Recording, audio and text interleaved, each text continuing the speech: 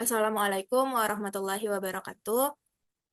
Terima kasih kepada Ibu dan teman-teman. Sebelumnya, perkenalkan nama saya Hairina Usula Rahab dengan nomor BP 2210 Dan teman-teman saya, Anissa Fitria Josnigos dengan nomor 2081. Siti Katarum dengan nomor BP 1011. baiklah. Di sini saya sebagai moderator yang akan memandu presentasi tentang persepsi sosial kali ini. Oke, di sini kita akan mempresentasikan tentang contoh kasus dalam kehidupan sehari-hari yang disebabkan oleh kesalahan persepsi baik dari perbedaan budaya dan perbedaan sudut pandang. Yang pertama yaitu contoh kasus dalam kehidupan sehari-hari yang disebabkan oleh kesalahan persepsi yang dipengaruhi oleh perbedaan budaya yang akan dipresentasikan oleh Anissa. Kepada Anissa dipersilahkan. Baik, terima kasih Karin.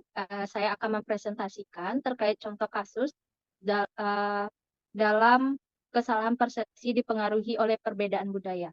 Dari pengertiannya sendiri, kesalahan persepsi adalah situasi di mana seseorang menafsirkan atau memahami informasi dengan cara yang berbeda dari yang dimaksudkan. Dalam konteks antar budaya, hal ini seringkali disebabkan oleh perbedaan dalam cara pandang dan nilai-nilai yang dianut oleh masing-masing budaya. Misalnya, apa yang dianggap sopan dalam satu budaya bisa jadi dianggap tidak sopan dalam budaya lain. Lalu ada beberapa contoh kasus. Yang pertama yaitu perbedaan konsep waktu. Misalnya contoh, seorang pelanggan dari budaya yang menghargai ketepatan waktu mungkin akan merasa frustasi jika layanan yang dijanjikan tidak tepat waktu. Sementara penyedia layanan dari budayanya lebih santai mungkin tidak memahami mengapa pelanggan merasa tidak puas. Di sini terjadi perbedaan persepsi antara antara konsumen yang biasanya memperoleh layanan cepat, lalu ketika berwisata ke negara lain itu mendapatkan pelayanan yang sangat lama atau tidak sesuai. Yang kedua, itu ada persepsi terhadap pakaian. Contohnya itu, saat menghadiri festival di negara-negara barat, pakaian yang lebih terbuka mungkin dianggap biasa.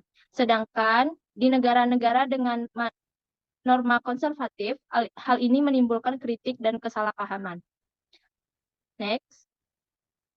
Lalu yang ketiga, ada ekspresi tubuh dan bahasa. Jika dilihat dari contohnya itu, dalam budaya Thailand, menunjukkan telapak kaki kepada orang lain dianggap sangat tidak sopan. Jika seorang pria dari Denmark duduk dengan kakinya terjulur, gadis Thailand yang melihatnya mungkin mereka tidak nyaman, meskipun pria tersebut tidak memiliki niat buruk. Lalu yang keempat, ada perbedaan dalam komunikasi. Misalnya saja di negara kita itu ada beberapa macam bahasa dan hal tersebut sangat mempengaruhi dari perspektif atau kesalahan persepsi yang dipengaruhi oleh budaya tersebut. Contoh, misalnya orang Batak yang berbicara dengan intonasi yang tegas, mungkin di Batak atau di Medan sendiri itu dianggap biasa.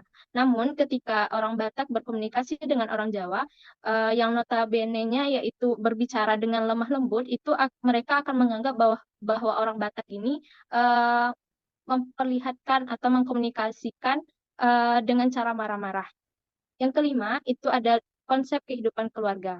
Contoh lain adalah konsep child free yang diterima di negara-negara barat yang seringkali menimbulkan kontroversi di negara-negara seperti Indonesia. Jadi budaya bukan hanya dari komunikasi, konsep waktu, dan juga pakaian, tapi juga termasuk bagaimana kehidupan sehari-hari yang dijalankan oleh antar budaya sehingga mempengaruhi kesalahan persepsi antar budaya tersebut. Mungkin bisa di next, Karin. Di sini saya mengambil contoh kasus dalam kehidupan sehari-hari yang disebabkan oleh kesalahan persepsi yang dipengaruhi oleh perbedaan budaya, khususnya itu di Minangkabau. Yang pertama yaitu stereotip terhadap orang Minang sebagai pelit. Salah satu stereotip yang sering muncul adalah menganggap orang Minang sebagai pelit. Hal ini dapat terjadi karena adanya keterbatasan pengetahuan geografis di mana orang Padang dianggap sama dengan orang Minang. Selain itu, tradisi merantau dan hemat yang dimiliki orang Minang dapat menyebabkan mereka dianggap pelit. Namun, generalisasi ini tidak selalu benar, karena sifat pelit atau hemat dapat dimiliki oleh siapa saja, tidak terbatas hanya pada suku Minang saja. Yang kedua, itu ada perbedaan persepsi terhadap adat di Minangkabau. Dalam masyarakat Minangkabau, tidak semua orang sepakat dengan praktik adat yang berlaku. Beberapa ulama Minang seperti Syekh Ahmad Khatib Al-Minangkabawi, Syekh Tahir Jalaluddin, dan Hamka pernah mengkritik beberapa aspek adat Minangkabau yang dianggap bertentangan dengan Al-Quran dan hadis, seperti hukum pembagian harta waris dan sistem matrilineal. Perbedaan persepsi ini dapat memicu konflik dalam masyarakat Minang, karena adanya perbedaan persepsi antara masyarakat Minang dan juga ajaran-ajaran yang diberikan oleh uh, para syekh, sehingga menyebabkan bisa terjadinya perbedaan persepsi antara eh, perbedaan persepsi di budaya Minangkabau. Lalu yang ketiga, ada aturan tingkah laku bagi perempuan Minang. Terdapat banyak ungkapan larangan yang ditujukan kepada perempuan Minang, seperti anak gadis indak mulia main di Sanjo Hari, beko dibawa lari dek apa gae. Itu semacam anak gadis tidak boleh main di senja hari, nanti diculik oleh bapak tua. Lalu yang kedua ada anak gadis indak mulia duduk di pelaminan, lambe dapet laki beko. Artinya anak gadis tidak boleh duduk di pelaminan, nanti akan lambat mendapatkan suami. Lalu yang ketiga ada anak gadis indak mulia makan di atas tikar, beko gadang jadi perempuan. Anak gadis tidak boleh makan di atas tikar, nanti besar jadi perempuan yang tidak sopan. Ungkapan-ungkapan ini mengajarkan nilai agama, sopan santun, dan cara bertingkah laku yang sesuai dengan adat Minangkabau bagi perempuan. Namun, bagi orang luar, aturan ini dapat dianggap terlalu membatasi kebebasan perempuan. Uh, dari ketiga poin di atas, dapat dimaknai bahwa uh, banyaknya budaya yang ada di Minangkabau menyebabkan tingginya konsekuensi dari kesalahan-kesalahan persepsi yang ditimbulkan oleh budaya-budaya tersebut. Mungkin itu saja yang dapat saya sampaikan, dikembalikan kepada moderator. Terima kasih kepada Anissa yang telah menjelaskan kepada kita semua tentang contoh-contoh kasus dalam kehidupan sehari-hari yang disebabkan oleh perbedaan budaya.